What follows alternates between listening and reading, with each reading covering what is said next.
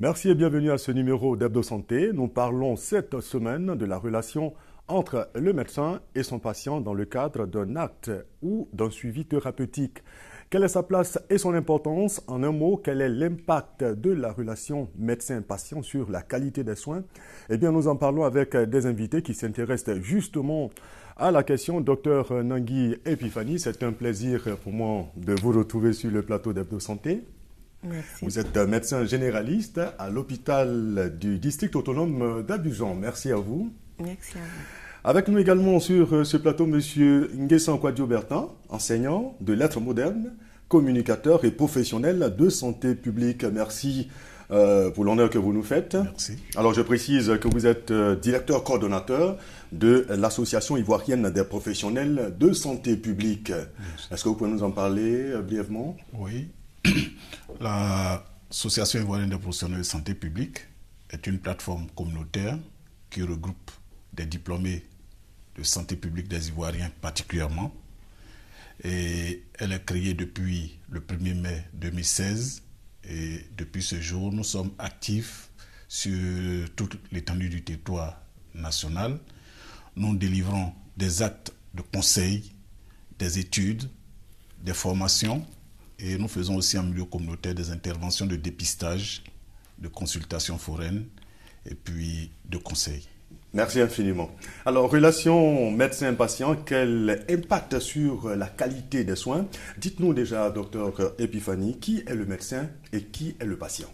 Merci. Tout d'abord, je vous dis merci pour cette invitation. Et je suis vraiment, je vous dis merci pour cela. Le médecin, c'est celui qui a un doctorat en médecine, c'est un docteur en médecine. Et le patient, c'est celui qui a un mal, qui se plaint d'une douleur, qui a un besoin et qui va consulter le médecin. D'accord. Voilà. Et on parle donc de relation entre ces deux. Et forcément, quand ils se rencontrent, il y a une relation qui se crée entre les deux, de manière systématique. Alors, qu'est-ce qu'il faut entendre donc par relation médecin-patient? C'est juste le fait pour le patient de venir voir un médecin. Quand il vient, le médecin attend le patient rencontre le médecin par rapport à un but bien précis.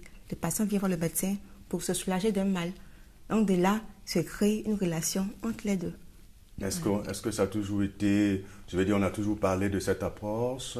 Oui, puisque dans toute relation humaine, quand il la contacte, il a forcément échangé. Je veux dire, c'est depuis quand on met l'accent sur cette relation médecin-patient? Depuis toujours. Depuis toujours? Oui. Depuis la nuit des temps? Depuis Oui, le c'est juste Moyen-Âge? que les modèles ont évolué depuis l'Antiquité à maintenant, mais depuis toujours ça existe. Depuis toujours, ça existe. Monsieur Guadio, est-ce que vous mettez l'accent sur cette approche Bien relation médecin-patient? Bien sûr. Pris comme ça, nous nous retrouvons dans un champ, je dirais, vous avez bien fait de le faire, hein. Vous avez réduit le champ, c'est le champ du curatif. Alors que la relation entre un médecin et un patient peut aller au-delà du curatif. On peut être dans le cadre d'une prise en charge sur le long terme, d'une infection ou d'une affection, d'un problème de santé précis ou d'une conduite en santé de façon précise. Donc, nous sommes dans le champ curatif et clinique. Quand vous parlez de curatif, c'est quoi? C'est le soin, comme le docteur l'a dit. C'est Quelqu'un vient avec un mal, il faut le traiter. on le traite. Et puis ça s'arrête là. Donc, à ce niveau, la relation pour nous, elle se limite à l'acte de consultation et de prescription de médicaments. Mais même après, Voilà. pour le suivi des maladies aussi, ça rentre dans le cadre de la relation médecin-maladie. Donc la relation doit aller au-delà. Au-delà du soin. C'est ça. D'accord. On en parle tout à l'heure. Mais dites-moi, docteur Epiphanie, est-ce que l'approche, je veux dire, de cette relation qui doit exister entre le médecin et son patient, Oui. est-ce qu'on vous l'enseigne à l'école, dans vos facultés? Oh oui, déjà on voyait que depuis l'Antiquité, le médecin était pris comme un dieu. Le médecin, ce qu'il dit, ce que tout le monde fait, son savoir était indiscutable. Mais de nos jours, ça a évolué. De nos jours, le patient aussi, il n'est plus ignorant. Il sait de sur sa maladie, donc il vient voir le médecin. Donc la relation, franchement, il y a eu un changement de paradigme entre les deux relations, entre le médecin et le patient. Donc on a appris un peu ça à la faculté. En faculté, hein. Oui. On vous dit que la manière de prendre le patient est importante pour... Oui, c'est même la l'acte, clé de la pratique médicale, c'est la clé. Le patient vient voir un médecin, d'abord c'est l'interrogatoire. Après, c'est les amis physiques. Après, tout ça, il faut que le médecin sache les techniques pour pouvoir avoir avec son patient une bonne relation. D'accord. Ouais. C'est vraiment déterminant pour... c'est le fondement même de la crise C'est le médicale. fondement. Alors, relation médecin-patient, quelle est votre expérience? Mandogo et Mel Berchel ont posé la question à quelques personnes. Ils sont bien. Ils sont bien. Quand tu vas, ils te reçoivent bien. Avec les consignes, on les a données là. En tout cas, ça va. Le jour où j'ai été face à un médecin, il m'a reçu. Cette réception a été accompagnée de conseils, de courage. J'ai été enthousiaste. Ils sont accueillants, voilà. Ils vont rassurer d'abord. Leur accueil même déjà te guérit au fait. Quand tu arrives même, tu vois même tu es malade, tu es couché là. Selon les manières de faire là, tu es obligé d'aller. Tu as parti toujours te chérir pour dire tu as quoi, ma soeur, tu as quoi. Donc ça fait que quand j'ai un petit truc, je m'en vais là-bas. Il y a d'autres qui disent que les médecins sont un peu difficiles, d'autres même pas. Moi, ceux que j'ai rencontrés, c'est relax quoi, il n'y a pas de soucis avec eux. À chaque fois que je maman à l'hôpital, ils sont tout le temps contents. À chaque fois quand ils m'ont vu là, ils posent avec lui. C'est toujours cool quoi. Et puis c'est lui qui demande à chaque fois. Monsieur Kouadio Nguessan, est-ce que c'est toujours le cas? Est-ce que les médecins reçoivent toujours bien les patients? La réception définie en termes de qualité, d'évaluation, comme on l'a dit, c'est un apprentissage, c'est une école. Et c'est une question de communication entre deux individus, donc des relations interpersonnelles. Il y en a qui communiquent très difficilement ou qui communiquent mal. Et quelquefois, les patients ont tendance à les fuir. Ça s'observe. Docteur Pemandi, il y a des patients qui choisissent, quand ils vont en consultation, d'aller vers tel autre médecin qu'un autre.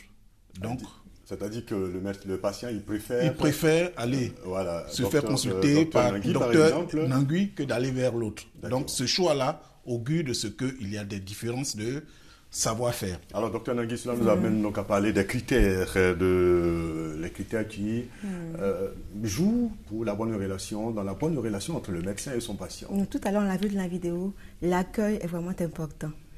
La relation entre médecin et un malade est une relation humaine qui dépend des facteurs culturels et personnels. Chacun a sa personnalité. Il y a d'autres qui sont promptes à sourire facilement, d'autres qui ont le visage un peu fermé. Chacun a sa personnalité. Mais cette relation-là doit partir sur le fait d'une confiance mutuelle et d'un respect réciproque. C'est vraiment la clé pour une bonne relation. Alors, parlons d'abord du patient. Oui. Quelles sont les attentes du patient quand il vient chez le médecin? D'abord, l'écoute. Le patient veut être écouté.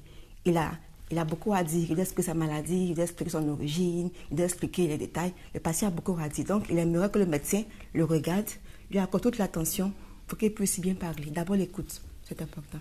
D'abord, l'écoute. Oui. Monsieur Nguessan? Oui. Au-delà de l'écoute, après l'écoute, je vais dire. Donc, quand il vient, il a envie de se faire entendre. Il a envie de se faire écouter. Et lorsque cela n'est pas possible, vous irez dans une relation simple tout le reste. Oui. De soins, et puis ça s'arrête là. Oui. Le malade, il souffre déjà, il a besoin d'être bien examiné. Il a besoin d'être bien examiné. Oui. Mais au-delà, comme le docteur l'a dit, il y a différentes étapes. Oui, en médecine, d'abord, il faut interroger avant d'examiner. Dans la réception d'un patient. Il faut interroger avant d'examiner. Oui, D'accord. Voilà. Donc, ça rentre déjà dans l'accueil. Lorsque le médecin il reçoit le patient, il doit d'abord l'interroger. Oui. Et ça installe déjà un climat de confiance. Quand le patient il est à l'aise, il exprime clairement son mal et tout, là maintenant, il est plus disposé à être examiné par le médecin. D'accord. Voilà. Là maintenant, pour le médecin, c'est exactement de quoi le patient souffre. Donc, ça oriente son diagnostic. D'accord. Voilà. Alors, parlons du médecin maintenant. Qu'est-ce qu'il lui faut pour vraiment établir cette bonne relation avec le patient? Oui. Il faut de l'empathie. De l'empathie. L'empathie est différente de la sympathie. Dans la sympathie, on partage les mêmes sentiments. Mais dans l'empathie, je comprends tes sentiments sans les partager.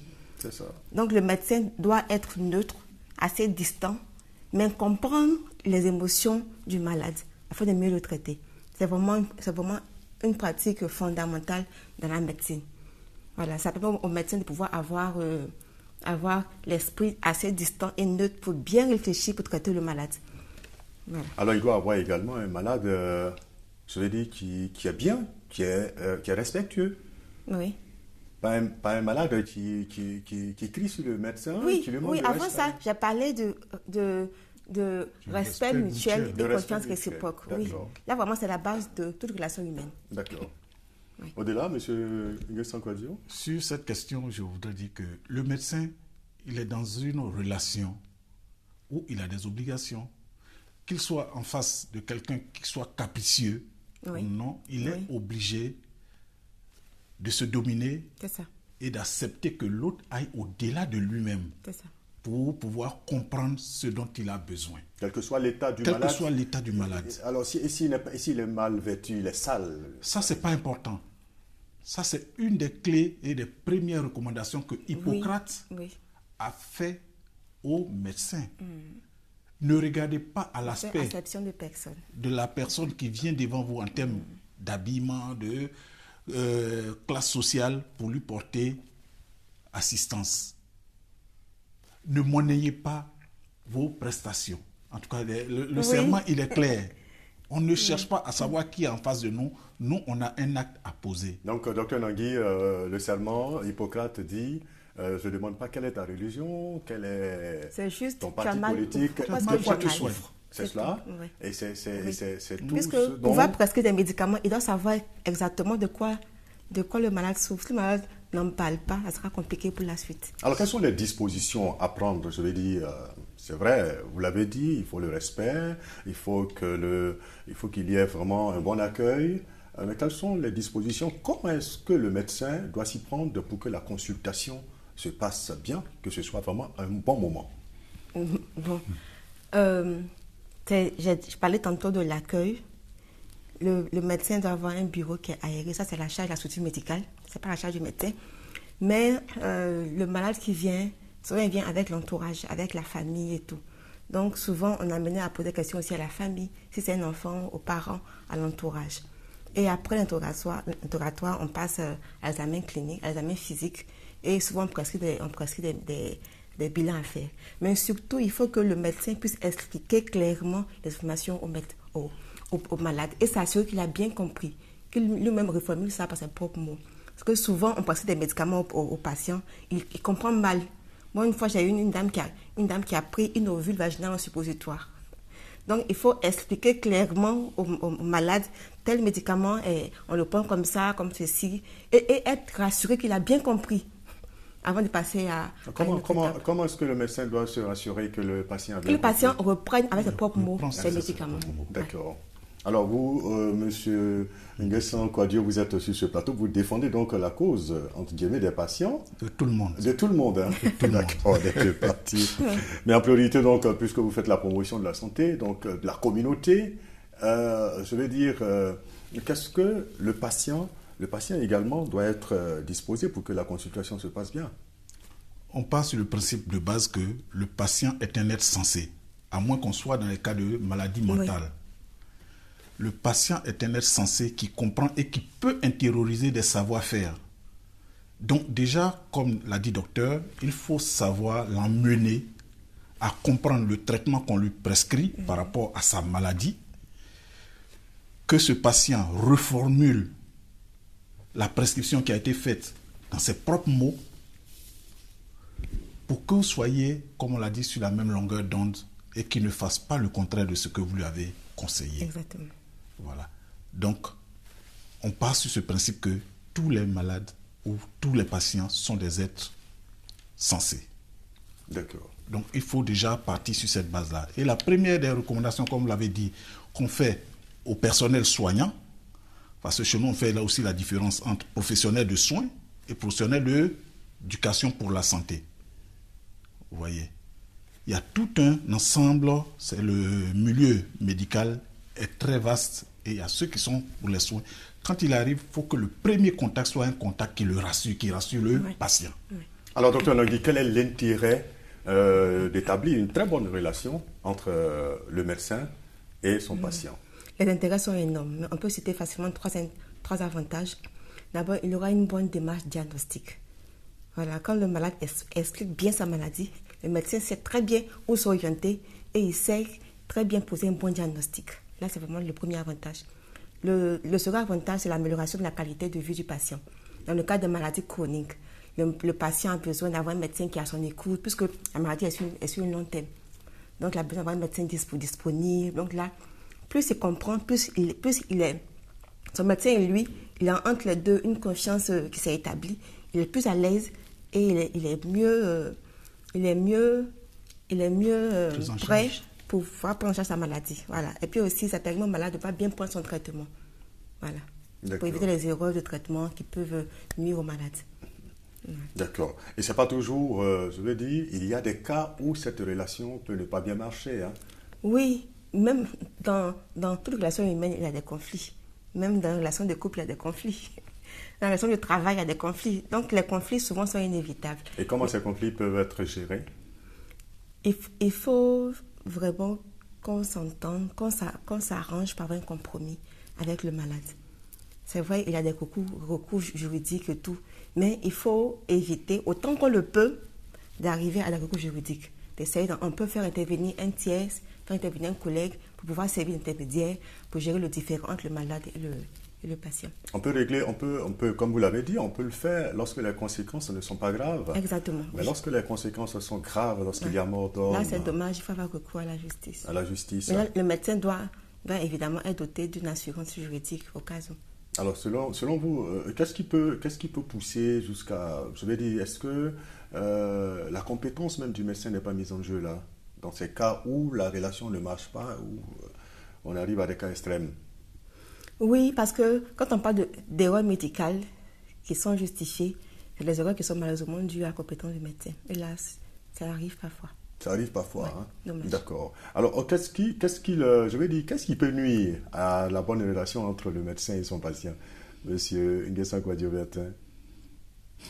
Plusieurs facteurs. Je citerai entre autres 3. Peut-être une prescription qui s'avère inefficace. Parce que comme vous l'avez dit tantôt, le patient préfère tel médecin, Dr Nangui par exemple, à c'est pas un conflit, c'est juste une préférence. Ça, c'est une préférence. C'est pas un conflit, c'est une préférence. Ça, c'est une préférence. Mais le conflit, tel que vous l'avez posé, je dis, qu'est-ce qui peut nuire à une relation? Absolument. Voilà, c'est peut-être, comme je l'ai dit, l'inefficacité du traitement, parce que le patient, il souffre. Et il est pressé de recouvrer, comme on le dit, un palier sans relief en termes de mal, donc il veut être apaisé et rapidement la guérison n'arrive pas, donc il peut vouloir ne plus aller vers ce prescripteur. Ça, c'est la première des choses. Deuxième chose, en termes de conflit, ça peut être l'attitude du médecin lui-même. Comme le docteur l'a dit, il y en a qui sont encore dans cette mentalité-là du Dieu tout-puissant qui apporte le savoir et que l'autre doit forcément comprendre. Donc, il peut être condescendant et le malade qui est en face de lui peut ne pas accepter. Donc, des conflits de personnalité. Ouais. Des conflits de personnalité. Donc, moi, j'arrive devant un médecin. Moi, Nguessan Kouadio-Bertin, j'arrive devant un médecin que je vois, il est grandiloquent. Un conflit peut s'installer. Parce qu'il y a des choses que je sais et que lui aussi, il sait que je sais. Donc, mais généralement, les médecins ont tendance à dire « Vous n'allez pas m'apprendre mon métier ». Oh non, ça souvent. Non, maintenant ça a évolué. On a dépassé ça. Maintenant, si. D'accord. Oui. Maintenant, si. Parce que là, nous sommes dans une époque où les connaissances sont démocratisées, sont dispersées, tout le monde a accès à des informations. Le patient peut interroger son médecin. Et c'est ce qui est d'ailleurs conseillé. Et tout à l'heure, vous avez demandé quelles sont, de façon diachronique, ça est dans le temps, comment les choses ont évolué. Docteur, là, il y a eu la première approche hippocratique où le médecin vient, il est le sachant, et puis il dit ce que le malade doit faire. Après, cette approche s'est passée. On s'est rendu compte que les hommes, désormais, ils savent des choses, et puis on a mis en place les questions de mutualité sociale. Donc les assurances, les contrats d'assurance et autres. Donc maintenant, moi, j'accepte de payer pour un modèle de santé précis. Donc quand j'arrive, il y a un contrat de travail entre le médecin et moi et il faut que... C'est un partenariat. Il m'accepte. Donc nous sommes en partenariat. Et aujourd'hui, comme à notre ère, nous sommes dans la consommation en termes de santé. Donc, le médecin, il sait, moi je sais, et j'achète mon produit de santé. Il faut qu'il me conseille le meilleur ou celui que j'ai choisi. C'est ça. Voilà. Vous qui militez donc, vous qui faites la promotion de la santé, est-ce que vous luttez à ce que les médecins aient des recours dans le cas où le médecin ne lui donne pas les soins, ne lui réserve pas un bon accueil, que le patient ait des recours? Est-ce que vous travaillez à ça? En termes de défense de droit? Défense de droit, par exemple? Non, qu'il n'aille pas dans cet esprit. Il a besoin du savoir-faire de quelqu'un en termes de soins. J'ai été clair là, tantôt, je disais que la santé, il y a plusieurs facteurs en termes de santé quand on définit la santé. Mais quand je suis malade, je souffre d'un mal et que je vais vers un professionnel des soins, c'est lui qui est habilité à me donner la guérison. Et dans ce cas, il faut que je me dispose à savoir et à accepter ce qu'il veut me conseiller. Maintenant, si j'ai une allergie par rapport à un médicament que je sais, que j'exprime et qu'il veut forcément que je prenne ça, moi je peux me braquer. Voilà.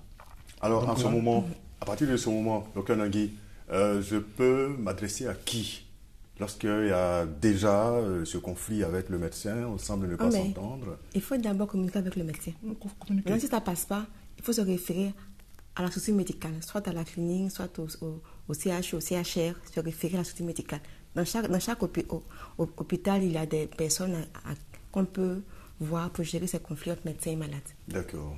Alors, donc, en définitive, qu'est-ce que, je vais dire, qu'est-ce qu'il faut retenir? Relation médecin-patient, qu'est-ce qu'il faut pour que ça marche, pour que tout le monde soit content, très bien, pour que le patient soit content et que le médecin également soit, je dirais, très, très, très fier d'avoir aider quelqu'un à mieux se porter? Ok. Chacun dans sa situation d'offre ou de demande.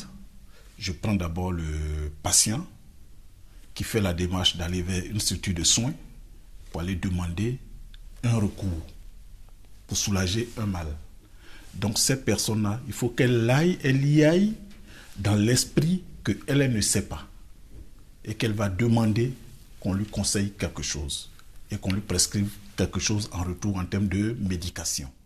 Donc elle doit accepter d'abord de se dévêtir, de se dénuer de son propre savoir avant d'y aller. Quand elle va, il faut qu'elle reste neutre, qu'elle ne montre pas qu'elle sait, de sorte qu'on puisse la soigner. Maintenant, le médecin, vers qui la personne est partie, doit aussi savoir que cette personne qui arrive est venue pour un besoin. Et donc, le premier besoin, c'est d'être écouté et bien accueilli. Donc, d'abord, établir une relation de confiance de sorte que le patient qui arrive s'investisse en termes de confiance en vous et que vous lui donnez l'empathie, comme on l'a dit. Dr Nangui, de cette manière, vous pensez que on peut retrouver une très très bonne relation entre le médecin et son patient? Non, pas retrouver. Déjà, la relation y est. La bonne relation y est. D'accord. Parce que, comme je disais, de nos jours, avec Internet, le savoir est désacralisé. Donc, le patient qui vient voir le médecin, déjà avant de venir, il sait plus ou moins de quoi il souffre. Parce qu'il a fouillé un peu sur le net, il a des informations qui sont soit erronées, soit avérées. Et on voit le médecin en tant que consultant. Donc maintenant, on ne parle plus du thème malade, patient, on parle du thème de usager, consommateur, client. Parce que le patient, maintenant, il est devenu actif dans la question de sa propre santé. Donc maintenant, ça a beaucoup évolué. Il faut juste qu'il y ait plus de communication entre le médecin et le patient. Donc Internet, les réseaux sociaux ont joué un grand rôle aujourd'hui dans... Oui. On ne parlera pas de l'émancipation du et aussi, patient. Voilà, négatif en guillemets. Mais tout le monde devient sachant. Donc nous avons maintenant des consultants en ligne qui se prennent pour des professionnels de soins. Mais il faut aller vers ceux qui savent. Il faut aller vers ceux qui savent. Et de façon physique. Et les écouter. Et se soumettre à ce qu'ils... Pas se soumettre. Le médecin doit arriver à expliquer au malade clairement sa maladie, son traitement, et qu'il puisse comprendre de quoi il s'agit. C'est normal qu'il y ait les deux un partenariat collaboratif entre les deux. Donc il faut de l'acceptation de part et d'autre. On n'impose rien au malade. On n'impose rien. Oui. On lui propose un traitement et il accepte d'y adhérer. D'accord. Donc il faut qu'il y ait cette acceptation-là. Il faut que le médecin également puisse vraiment avoir de l'empathie, comprendre le patient, se mettre dans sa peau, voir comment est-ce qu'il souffre et c'est comme ça qu'il peut l'aider. Dans cette situation, on explore des choses. Vous savez, les êtres humains, c'est un terme que nous on utilise dans notre jargon, ce sont des zones ghetto. Chaque être humain devant un médecin est une zone ghetto. Elle ne veut pas se dévoiler. Il y a des choses qu'elle a dû faire qui l'ont rendue malade ou qui sont à la base de sa maladie.